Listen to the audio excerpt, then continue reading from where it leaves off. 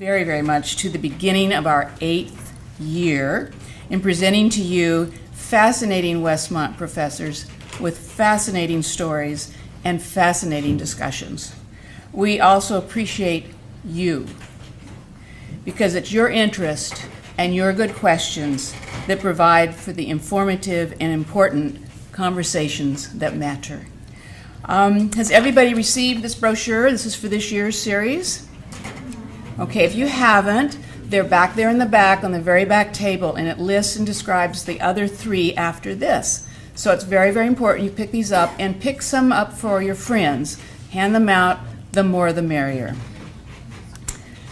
I now have the distinct pleasure to introduce to you Dr. Mark L. Sargent. Where are you? There he is. I knew you'd come in. And then he will, in turn, introduce Kirsten Moore, head women's basketball coach at Westmont. Dr. Sargent taught let me start at the beginning. He's the provost at Westmont College since 2012. He started his academic path, first graduating from UC Santa Barbara and then earning his master's degree and doctorate in English at the Claremont Graduate University, specializing in American literature. He taught as a Fulbright scholar at the University of Utrecht in Netherlands and has written widely on history, literature, film, and higher education. Yeah. For his research on William Bradford, the English separatist leader at Plymouth Colony in Massachusetts, he received the White Hill Prize in Early American History. After holding administrative roles in Biola University and Spring Arbor College, he became provost at Gordon College in Massachusetts in 1996 and has been active in numerous national and international organizations.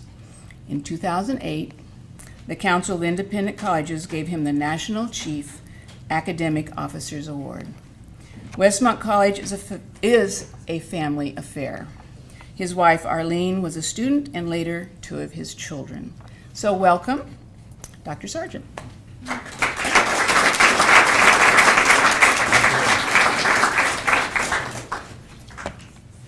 Thank you very much. And I want to add my welcome to this evening's event, which I've been very much looking forward to, because it's a real delight for me to introduce Kirsten Moore to you.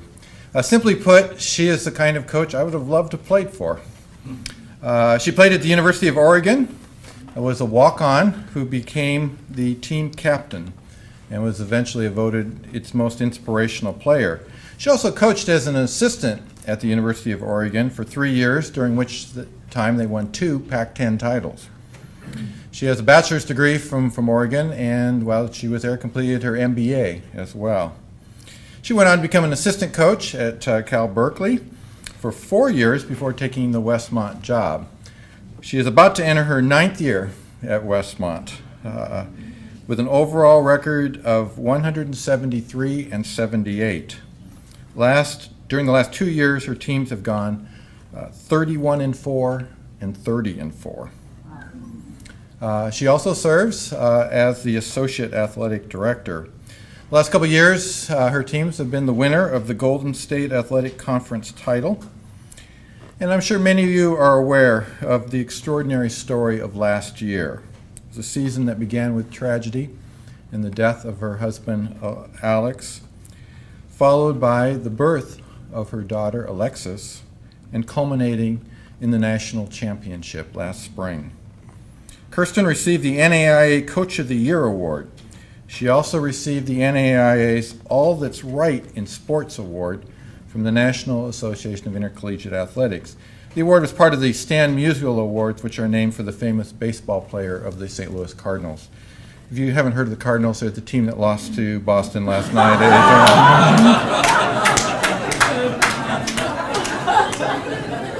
Red Sox fan.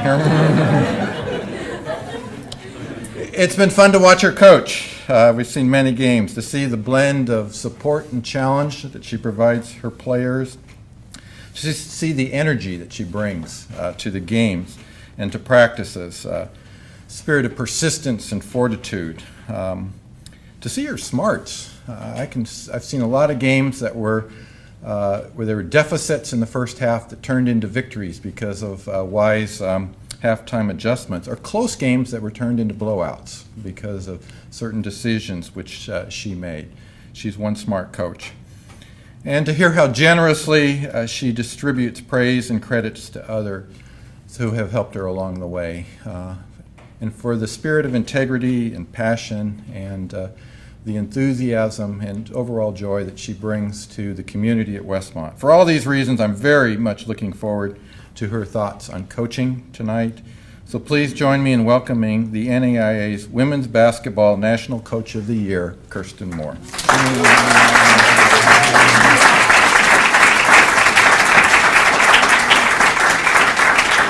right, thank you, Mark. Very nice. He actually started a bit of a war within my family. When Alexis was born, he was still on the East Coast, and he sent out a package that had some little Boston Red Sox booties for her in it. Well, my uncle is like the diehard Yankees fan who grew up in the Bronx, and then it was like the first recruiting war was on, right? Who's gonna win out on recruiting this little girl? And really, we're gonna go with neither and just have her be a Giants fan. But anyway, well, it's good to be here tonight. I'm really looking forward to this time. I've been doing a lot of speaking since everything kind of that's happened over the last year and a half. But tonight is really, you'll certainly hear parts of my story. But the main focus for me tonight is to really talk about a lot bigger picture, and that is the role that intercollegiate athletics plays in higher education. And to talk about why at Westmont do we even have intercollegiate athletics, what purpose does it serve, and ultimately in my life, seeing what my involvement was like as a collegiate student athlete, how it prepared me to be able to deal with something like I did have to deal with over the last, or continue to have to deal with every day, I guess, over the last year and a half. So I'm going to kind of touch on some of those things. As I prepared for this, you know, there's so much you hear all the time, athletes who talk about the things that being involved in athletics developed in them. You hear them talk about, the discipline and the fact that they had to get a work ethic and that it prepared them for success and all this. But so much of it is been for a really long time anecdotal, just kind of, you hear stories and people talking about it. But I thought, okay, instead of just sharing some of those, I wanted to go on and look and see if there had been really any research done to kind of back up what all these athletes have been saying, or what employers are saying about athletes that they're hiring and why they're hiring athletes, why they feel like they're prepared to have success in the business world or in different realms and things like that. And so I found way too much information to share in a short period of time tonight. But I'm going to kind of take a stab at just highlighting a few of those things. So first of all, I wanted to make the point for us to understand that athletics is really a transformative part of the academic program and the mission at Westmont College. As the associate athletic director and our athletic director, we report to Mark Sargent, the provost, who's over the entire academic program. So it's not, and I think that's an important distinction to make, that the college is saying we recognize and we believe that this is important in the academic learning process for our students, that athletics is really informative in that. And so I want to read to you off of the website. We have a bunch of different pillars, we have 5 pillars that kind of establish what our core values are at Westmont. One of those is the liberal arts. And so I'm going to read to you what we have written about the liberal arts. As a liberal arts college, Westmont seeks to help its students become certain kinds of people, not mere repositories of information or mere possessors of professional skills. Where such information and competencies are acquired, it is to be done in an intellectual and social context that nourishes a larger spiritual vision and is integrated with it. Crucially, as a liberal arts college, Westmont seeks to help inculcate those skills that contribute to leading a successful and satisfying life. For just as one must be trained in the skills that enable one to engage in a trade, so one must be trained in those skills that enable one to engage in the distinctively human activities of reasoning, communicating, thoughtfully choosing one's moral and spiritual ends, building political, economic, and spiritual communities, and entering into those appreciative pleasures that require knowledge, experience, and trained discrimination. Herein lies the relationship between liberal learning and life. For these are the very skills that translate into performing well one's role as citizens of state, servant of the church, member of a family, worker or professional, and participant in the cultural world. So the one sentence you see I kind of pulled out of there is, crucially, as a liberal arts college, Westmont seeks to help inculcate those skills that contribute to leading a successful and satisfying life. And that's part of our philosophy as a liberal arts college. I personally had to look up what inculcate meant. I could tell, I knew just in context what it meant, but I found the definition to be really revealing. It's to instill an attitude, idea, or habit by persistent instruction. And in some respect, I think if you were to define what athletics is trying to do, it is exactly that, every day. To instill attitudes, ideas, habits by persistent instruction. One of the research studies that I found that just came out last year, and so this is fairly new research, although they've been doing the research for a long time because they started this research when the university students were freshmen and went through the time that they were seniors, was this UNILOA research. It was done at Indiana State University. That stands for University Learning Outcomes Assessment for the faculty here. You all love assessment, I know. But what it sought to do was measure student growth, learning, and development. Okay, there was an article written after this kind of the findings came out. There's an article written on ESPN, and one of the things he said is that they looked at 7 intangible but still intangible academic skills that they believe are more indicative of future success in the real world. And these are the things that they tried to measure growth, learning, and development. I obviously can't go into all the things that they did and how they measured this, but they were looking at critical thinking, self-awareness, communication, diversity, citizenship, membership and leadership, and relationships. And they thought that those things were good indicators of future success in the real world, as what they were trying to look at. I am going to close out of this. It's been a long time, as I realized and I prepared for this, since I was doing my MBA, that I actually had to do PowerPoints.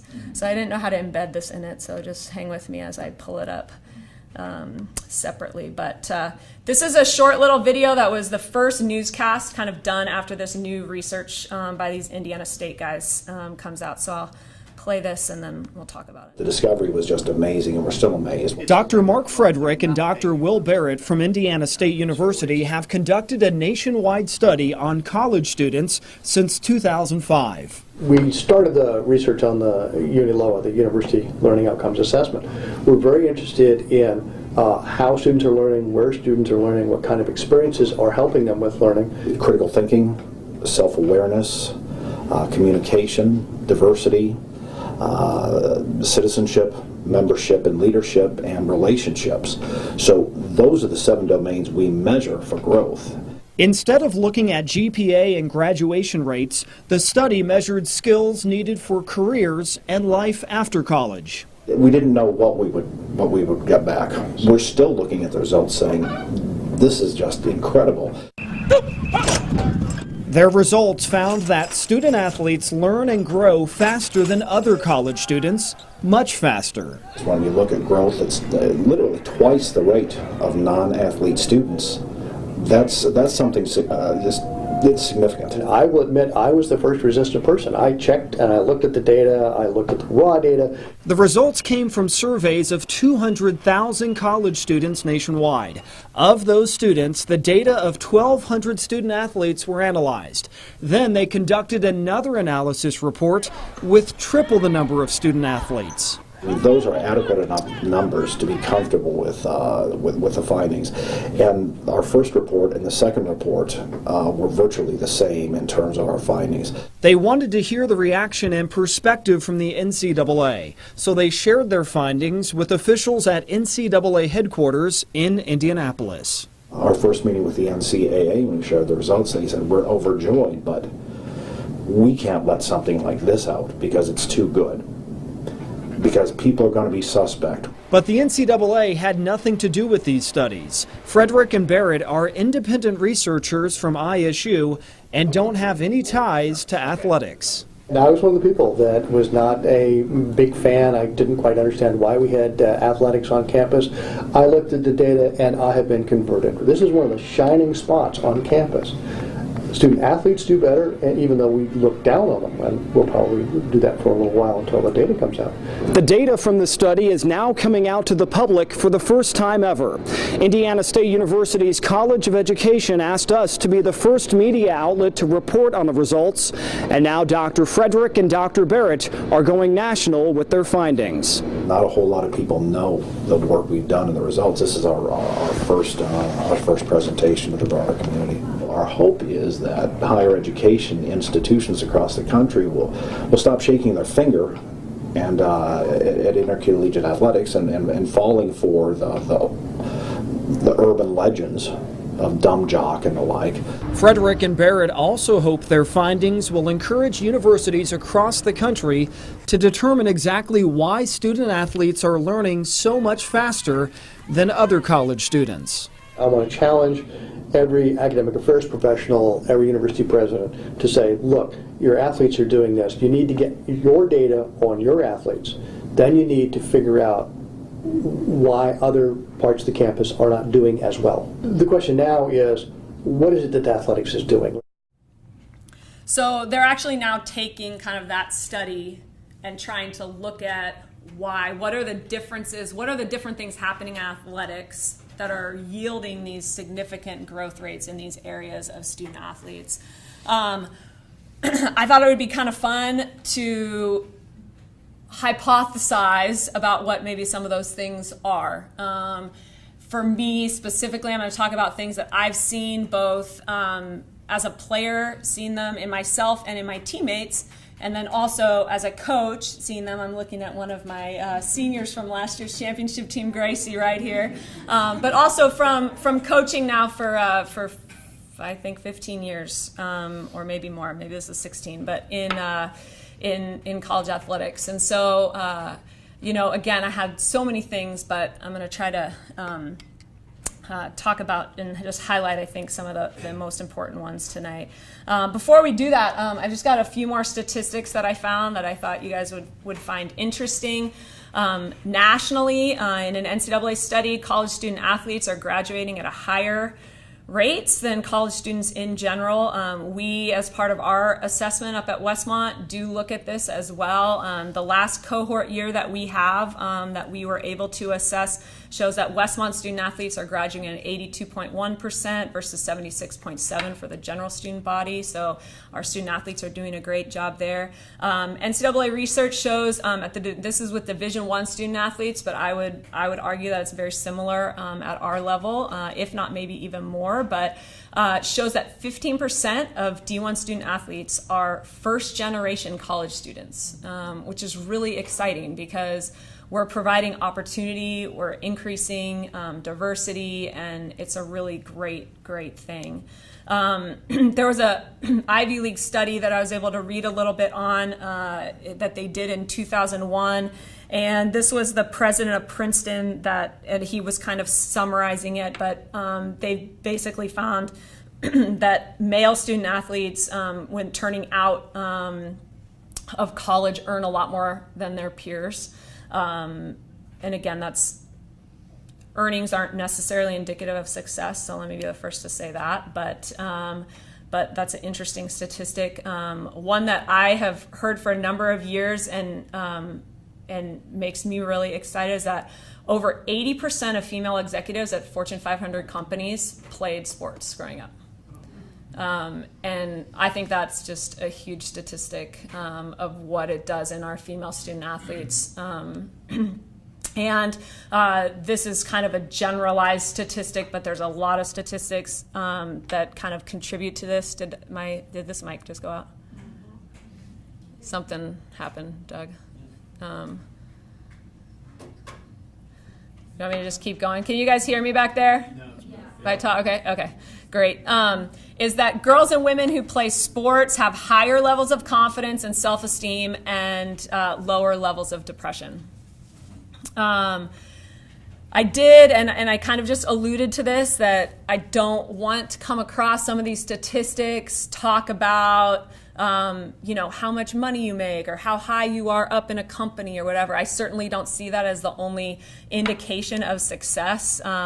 I am a strong believer in Coach Wooden's definition of success, the most successful college basketball coach that there's ever been, who also was extremely strong in his faith.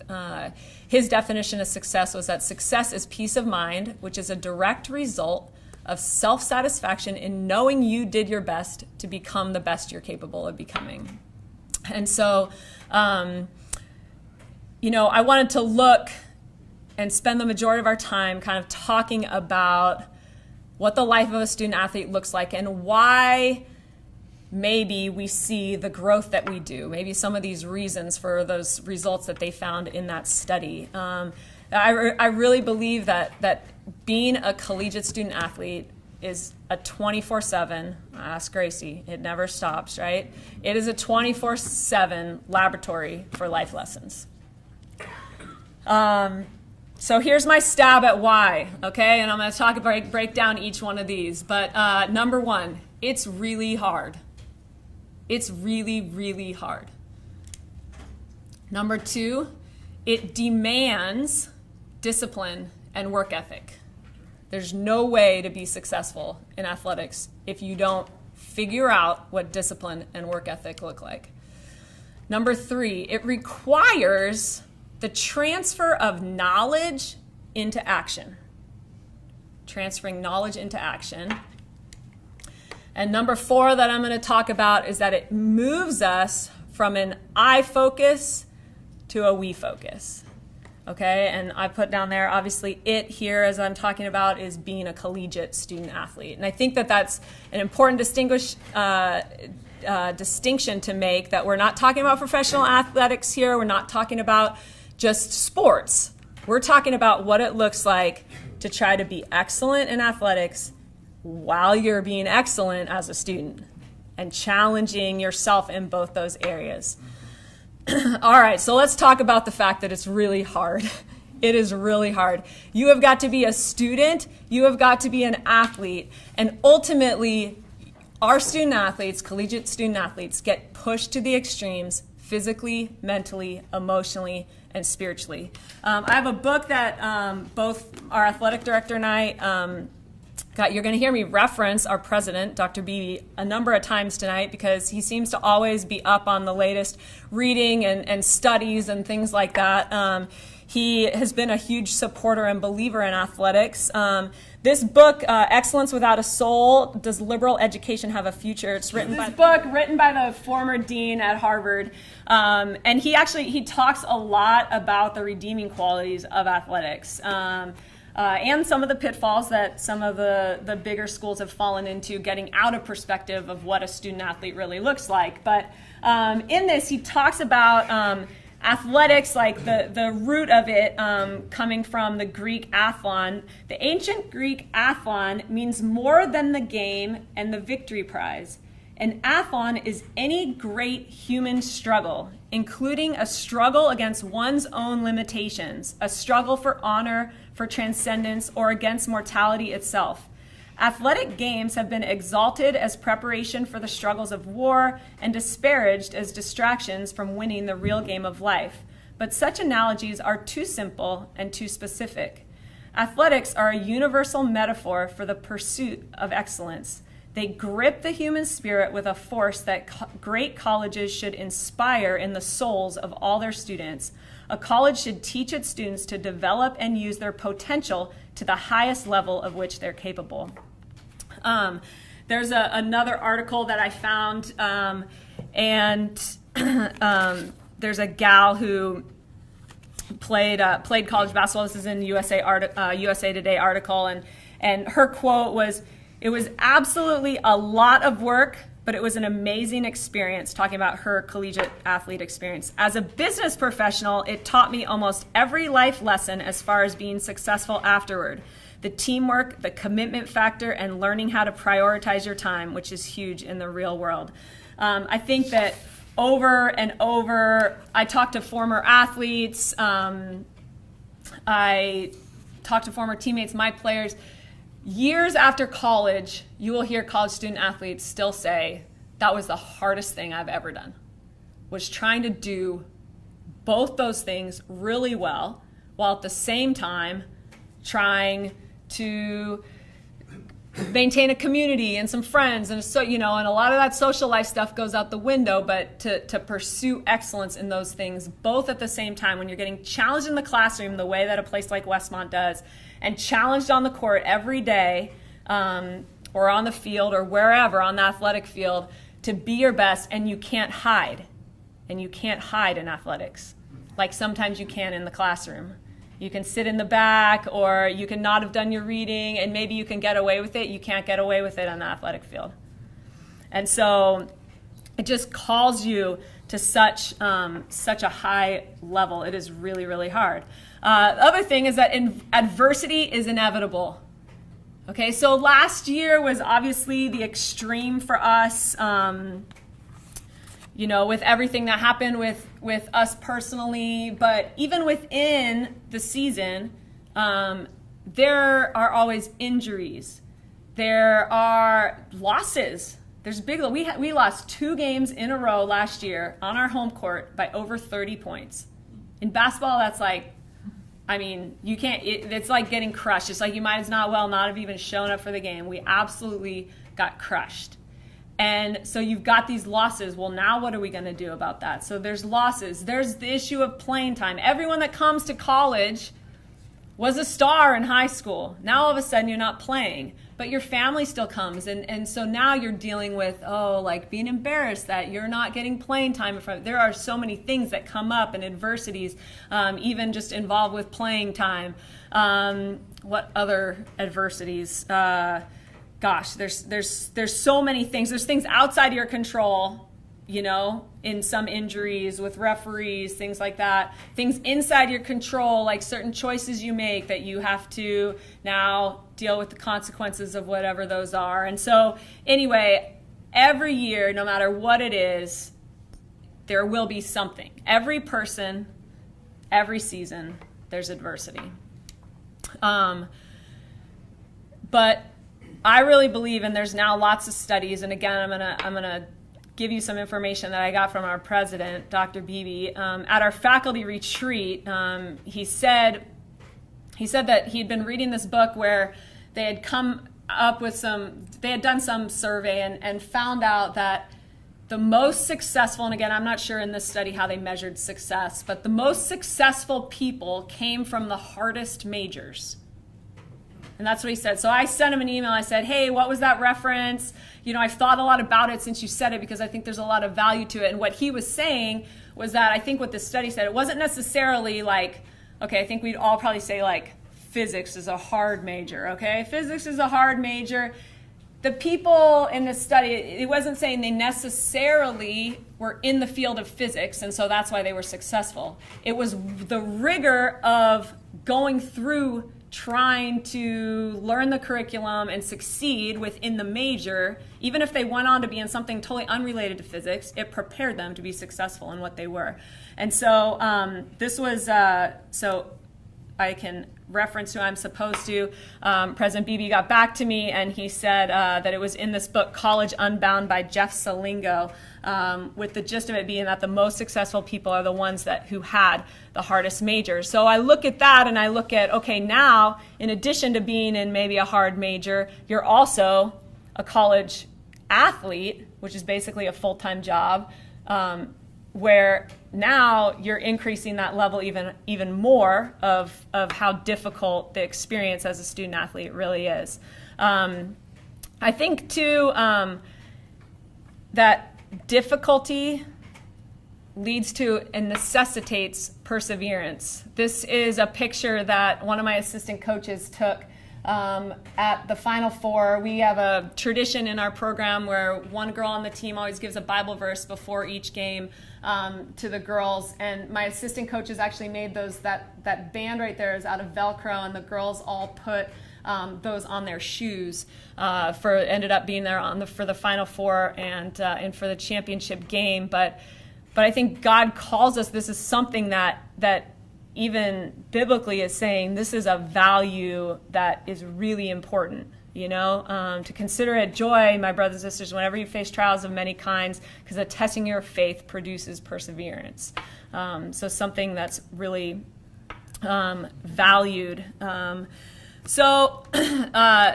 Thanks to Mr. President, that would be President Beebe. When I asked him, he said, "Oh, another anecdote you might be interested in. I just read this news study." He said, "You might not want to mention that they did it at USC, since he and I are both Ducks. But anyhow, this study was done at USC, and the major findings of it were that the keys to success in life, two of the keys they found, were having a mentor and having hardship that requires perseverance." And then he went on to explain to me that if you have a mentor without hardship, that's kind of a recipe for entitlement.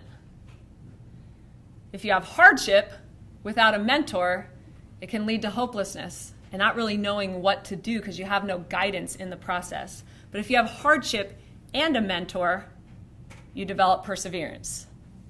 And you have this equation in collegiate athletics because you have coaches who are there for the students as mentors, that in those moments, and I always say when I was doing my MBA, I didn't know if I was going to go into the world of, I knew I was probably going to stay in the sports arena in some level, but could really see myself getting into the business side of sports. As part of my MBA, I did like a self-study on leadership styles and things like that. And as part of that, I wrote kind of a mission statement for why I coach. And what I really came down to is that I coach because it gives me a platform to have relationships with people that go deep enough to change people's lives. And it's because in that arena, as a coach with my players, because it is so hard, at some point in everyone's career, usually at some point in each of the seasons or each year, our players reach a point where they can't do it anymore, or they think they can't, or they have some sort of adversity they come up against. And so now there I am, and I have that platform to now help them navigate through this and learn those life skills that will lead to perseverance, that will lead them to kind of get through whatever it is that they're going through. And a lot of times it doesn't have anything to do with basketball. And so we have this equation of hardship plus mentor equaling perseverance in athletics. Okay, so we talked about that. So why? Number one, it's really hard. Number two, it demands discipline and work ethic. I think that all of us would agree that we live in a culture of instant gratification, where we are used to, we want something and we get it. We want to try to do this and it happens. And we can just make things happen. We don't have to wait for very much in life anymore. In athletics, there is no way to be successful without a long obedience in the same direction. I think about the skills that our girls have to bring to the court, that they brought to the court on that national championship game last year. Those skills have been honed over years and years and years of working and working and working and all the hours and things like that, to now put them in the moment where they have the skill to ultimately be able to succeed and have the success. But it's hard to see that end goal a lot of times, you know, when you're working really hard, or when, you know, back in the 7th grade, and I didn't have a television growing up, so I'd take my 2 rubber basketballs and I'd go down to the blacktop and I'd do my 2-ball ball handling drills on Saturday morning because I wasn't watching cartoons like the other kids. And I really wanted to play college basketball, you know? And so those times are what prepared me. And I think that it's a really important skill for success in life, is understanding that work ethic, discipline to ultimately get somewhere, that everything is not going to come easy, and that it is not necessarily going to come quickly either, but to maintain a long obedience in the same direction towards something. I also think that as an athlete, you learn that while you're doing that work, that you work with the hope of victory. You work with the hope that you have something to work for. So we become goal-oriented, and we say, hey, even though this is really hard, I have hope that this will ultimately lead to victory. But here's maybe the hard part. The reality, and it's a hard reality, is that work does not always guarantee results. And I think it's important to know that and to learn that. And it's hard. It's hard when you work so hard and you don't have the results. But athletes have to face that. And that happens in life afterwards. And it won't be the first time that they've worked really hard for something and not gotten what they wanted. Also, time management is a huge piece of this. You know, with having to multitask in so many things in life. You know, right now I look at myself and I'm juggling like being a mom with a full-time job, and my side job now is a full-time speaker, and all those things. But, you know, time management becomes huge. So it's something that is certainly developed in athletics. So again, back to that question why, and some of these answers, I think it's really hard. It demands discipline and work ethic. Thirdly, what I want to talk about is I think that it requires the transfer of knowledge into action. All right? You're going to get a little inside look at the day in the life of a women's basketball player right here. Okay. Gracie's laughing. Gracie, I could probably quiz you on this right now. And yeah, okay. All right, you see this? I only put the first 2 pages on here. It's way too small for you to read anyway, okay? But this is a scouting report. This is a scouting report that we give our players before every game. It has general things about the team that we're playing. It has very specific things. Freed Hardeman scores in 4 specific ways. It will list those 4 specific ways. What are our defensive keys? These are 5 specific keys that if we're going to win this game, we need to do these things. We then go to personnel. We list every one of their players, their strengths, their weaknesses. This is what their shooting percentage is from the 3-point line. This is what their shooting percentage is from the 2-point line. Don't put them on the free throw line because they never miss. They can't go left. Whatever it is, we list all that. We write all that out. Okay. Then we have our game plan. Okay. When we're in this defense, these are the keys. When we're in this defense, this is what we need to do. Then we write out every one of the other team's plays and any calls that we have for there. So we know that this is their play and this is what they run. And when they call this play, they're going to enter the ball to the high post. And anytime they enter the high post, we're going to ice it, right, Gracie? So we're going to double. But we might not ice it tomorrow's game. We're only going to ice it today's game. Oh, and then if it's a certain player, you can't ice it. Exactly. Yeah. Okay? So this information, they not only get given and need to memorize, they then get tested on it verbally by the coaches. So they've got this information, right? they've got a scouting report. We also watch film, clips, things like that. Okay, they have to turn this information into knowledge. So they have to then know it. And how do we know that they know it? Okay, we quiz them. I'll say, Gracie, give me, one way that they score offensively. And then I'll call on someone else, call on someone else, call on someone else. And they have to know it. They have to know all 4 ways. Then I'll say, hey, Kelsey, tell me about this player. She'll have to know everything about this player. Then I'll say, okay, when they enter the ball to the wing, they run 3 offenses. What are the 3 offenses that they can run? Okay, and they have to know. All right, at the beginning of the year and as they're learning, it obviously takes them a while to try and figure it out. But they learn the skill of being able to take massive amounts of knowledge or information, turn it into knowledge, be able, okay, to obviously tell us that they know it.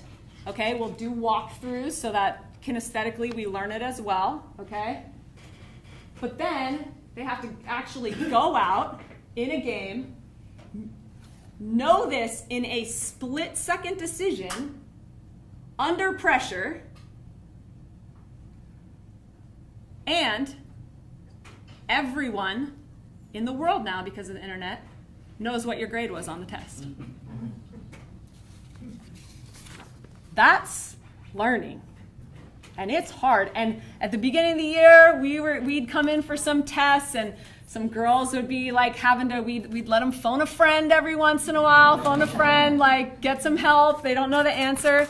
But I'll tell you what, by the time we got to the national tournament, they had probably no more than 2 hours. This was for the Final Four game. They probably had no more than 2 hours to know this, to take a quiz on it, and to go out and win the game, and they did it. So, requires the transfer of knowledge into action. And I think there's something to the fact that you have to go out and do it under pressure, make decisions quickly and confidently. And you know what? You're not going to do it right all the time. So you also have to deal with the fact that sometimes you're going to lose, sometimes you're going to make the wrong decision, and you have to handle failure just as much as you maybe handle success, sometimes even more. Okay, so it's really hard. It demands discipline and work ethic. It requires the transfer of knowledge into action.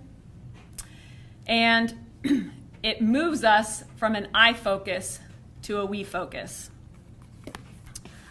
All right.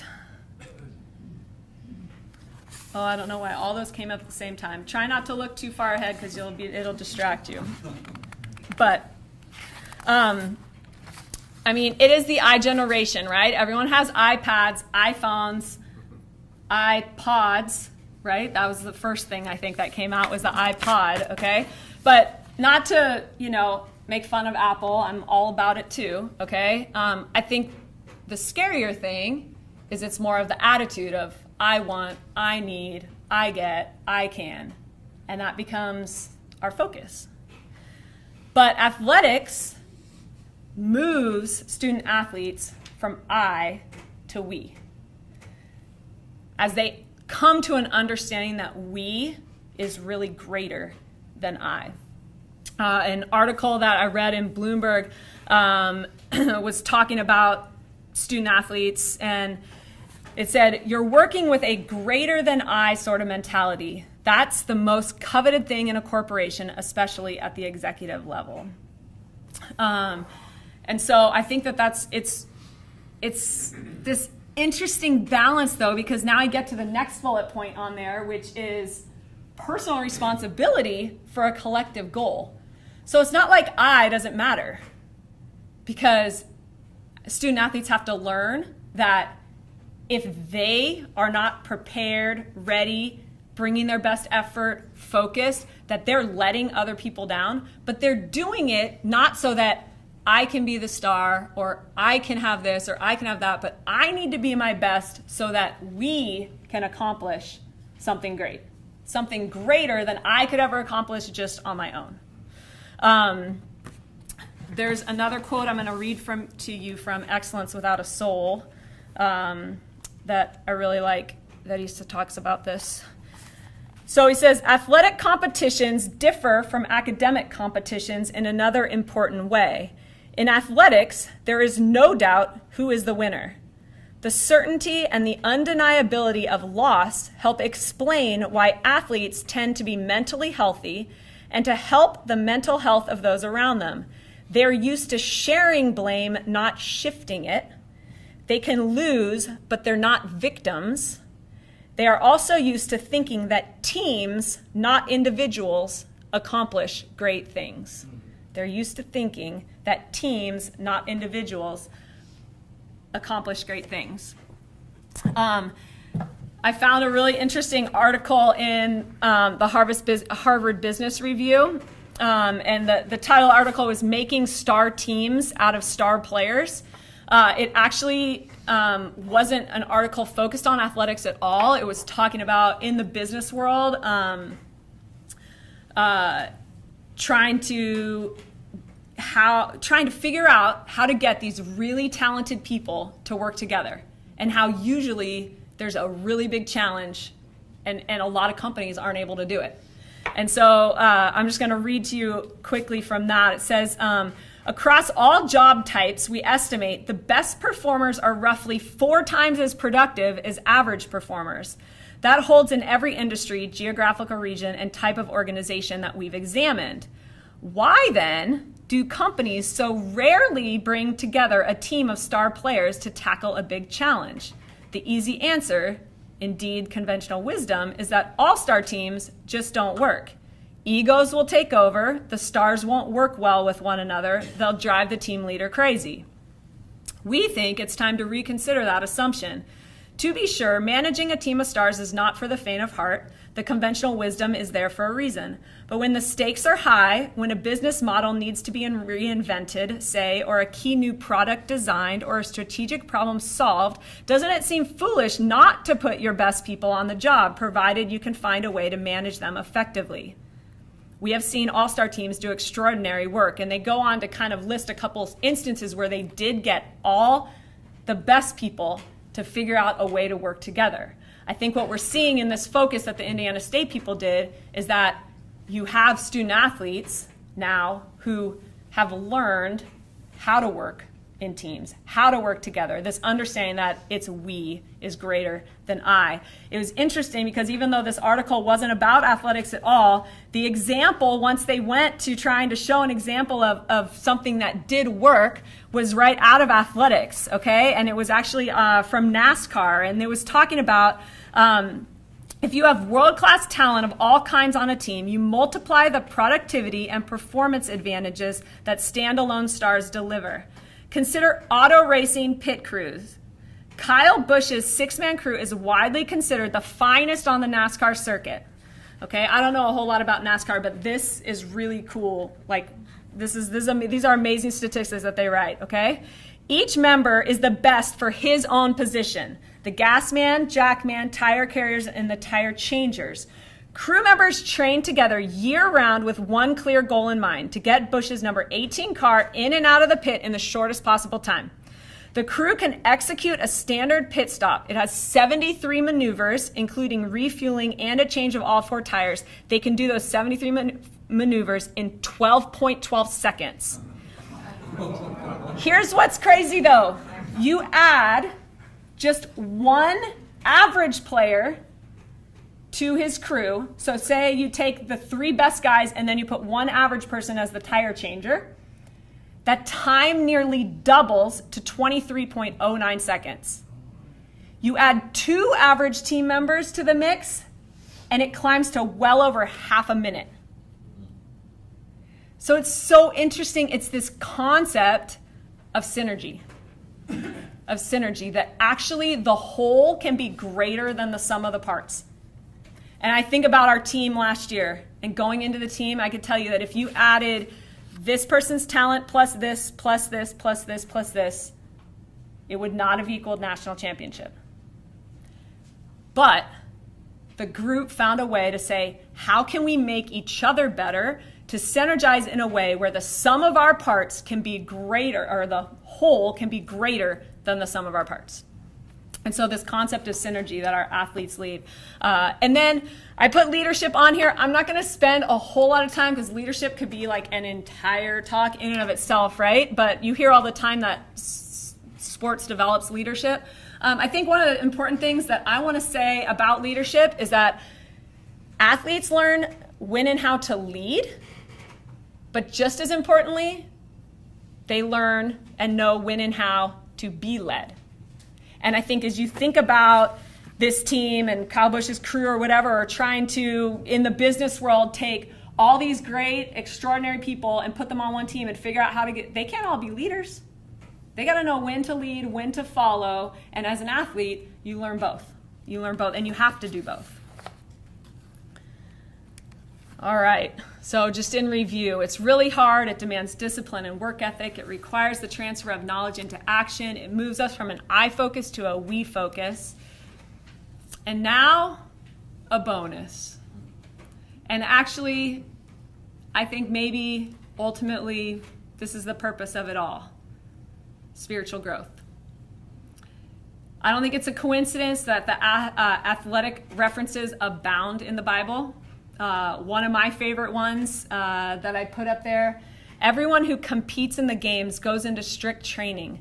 They do it to get a crown that will not last, but we do it to get a crown that will last forever. I talked about how sports is really hard. And for me, my faith was not a part of my life really until I went to be a collegiate student athlete. I was always the best at everything and had a whole lot of success. And I ended up ultimately having a lot of success in college too, even though, I came in as a walk-on. I had success and I was able to play and I earned a scholarship and then I became a captain and we went on to win championships and all that. But ultimately for every athlete, if athletes are honest with themselves, sports ultimately bring you to the end of yourself. And you have to ask, is there something more? Do I need something more? Is there something more for me?